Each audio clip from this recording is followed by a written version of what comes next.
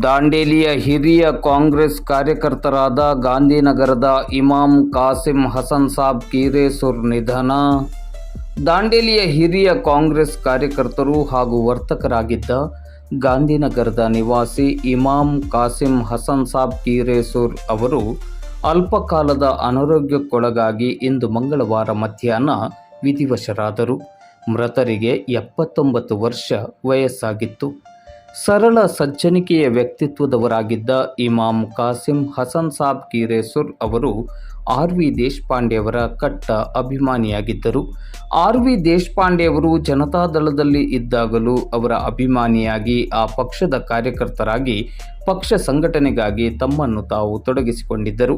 ಆ ನಂತರ ಕಾಂಗ್ರೆಸ್ ಪಕ್ಷದ ಸಕ್ರಿಯ ಕಾರ್ಯಕರ್ತರಾಗಿಯೂ ಪಕ್ಷ ಸಂಘಟನೆಗೆ ತಮ್ಮನ್ನು ತಾವು ತೊಡಗಿಸಿಕೊಂಡಿದ್ದರು.